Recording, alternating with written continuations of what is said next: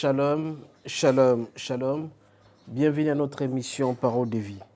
Bien-aimés, ce matin, le Seigneur a voulu que nous puissions parler sur un thème très intéressant qui s'intitule « Le secret de Dieu qui tranquillise ». Le secret de Dieu qui tranquillise.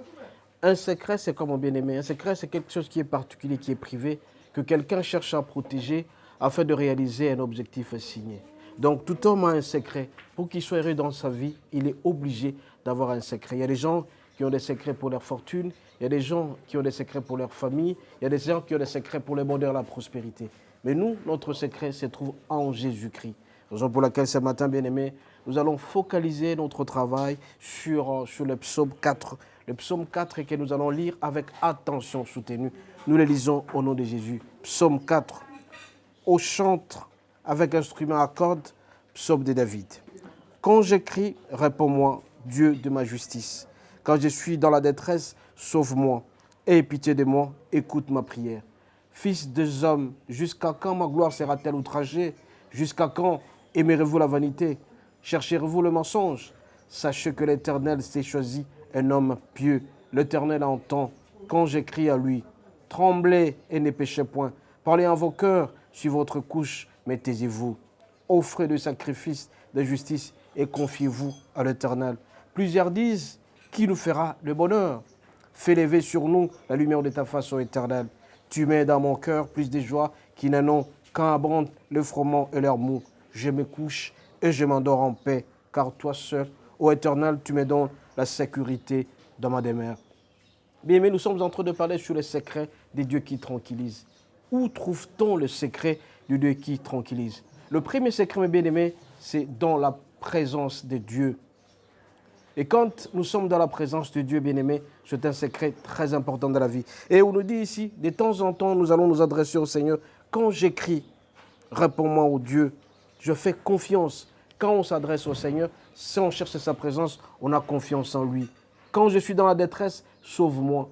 Bien-aimé, la détresse, c'est quoi? C'est une situation de pression, une situation dans laquelle l'homme ne sait pas se retrouver normalement. Il cherche à trouver refuge auprès de quelqu'un. Mais on nous dit ici, bien-aimé, dans la détresse, c'est à ce moment-là que le Seigneur croit notre foi, croit notre espérance en lui.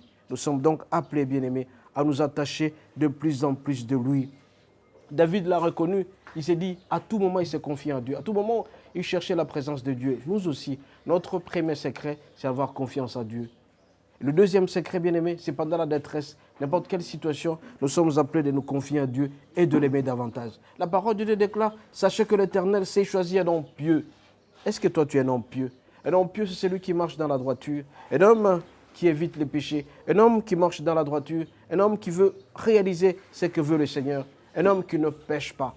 Voilà un homme pieux qui fait ce que veut le Seigneur. Nous aussi, bien-aimés, ce matin, nous sommes en train de parler de la part du Seigneur. Le Seigneur nous demande d'être des hommes pieux. Quand tu es un homme pieux, tu es une femme pieuse, mon frère, tu seras heureux dans ta vie parce que tout simplement, le bonheur que tu chercheras sera au rendez-vous. C'est l'un des secrets. Et donc, la confiance en Dieu, pendant la détresse, on sera lié au Seigneur. On ne pêche pas non plus, on sera heureux. Si nous continuons, bien-aimés, sachez que l'Éternel s'est choisi un homme pieux. L'Éternel entend quand j'écris à lui. Quand tu es un homme pieux, tu cries auprès du Seigneur, il t'écoutera facilement, il t'entendra. Tout ce que tu demandes, il t'accordera. Tremblez, ne péchez point. Parlez en vos cœurs sur votre couche. Tremblez devant le, c'est-à-dire craindre Dieu. Quand tu crains Dieu, tu vas être heureux. Tu ne pêches point. La parole de Dieu déclare, la foi vient de ce qu'on entend vient de la parole de Dieu. Toi aussi, est-ce que tu tends ton oreille à la parole de Dieu pour que tu craignes Dieu? Quand tu crains Dieu, tu as peur du Seigneur, tu vas trembler devant le péché, tu ne commettras pas les péchés. Nous continuons au verset 6. Offrez des sacrifices de justice et confiez-vous à l'Éternel.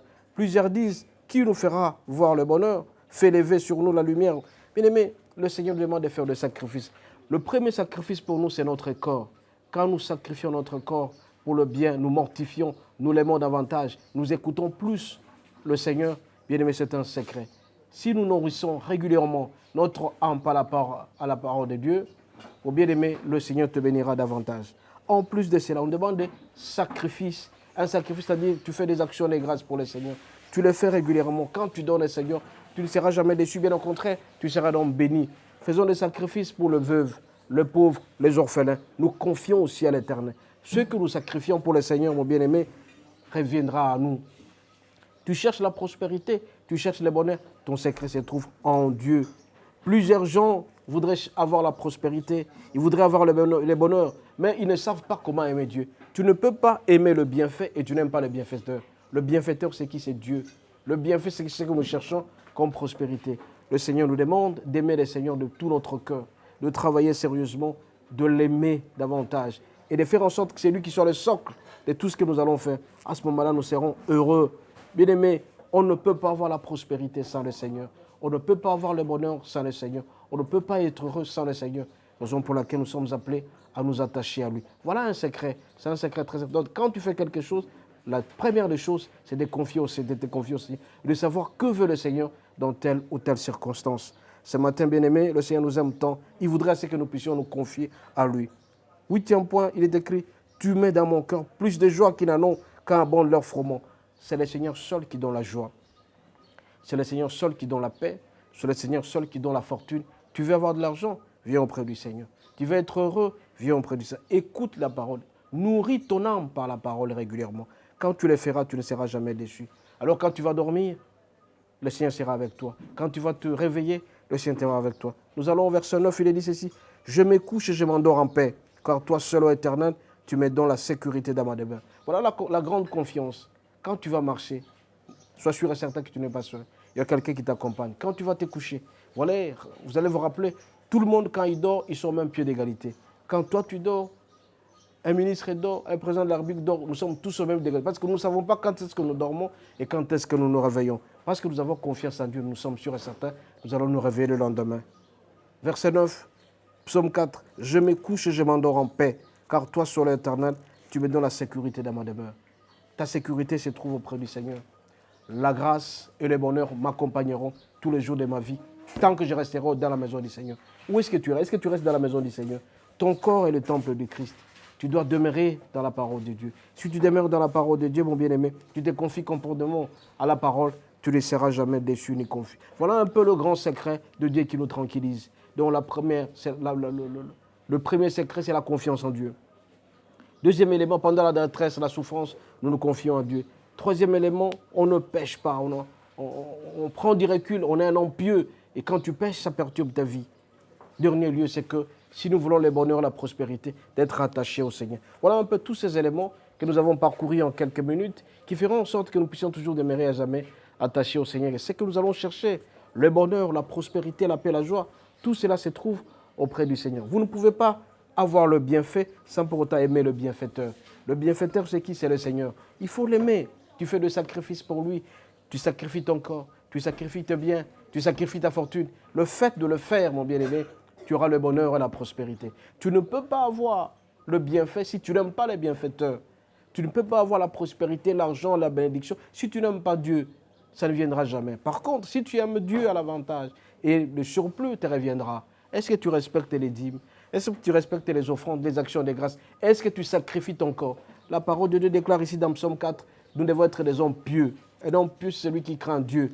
La crainte de l'Éternel, le commencement de la sagesse. Craindre Dieu, c'est quoi? C'est appliquer sa parole, aimer le Seigneur, faire en sorte que le Seigneur nous aime. Est-ce que tu vas au culte le dimanche? Est-ce que tu confies ton corps pour le Seigneur? Et quand tu le feras, mon bien-aimé, tu seras heureux. Voilà un peu ce psaume 4 qui parcourt le secret qui nous tranquillise, le secret qui nous aide à pouvoir aller de l'avant. Nous allons prier.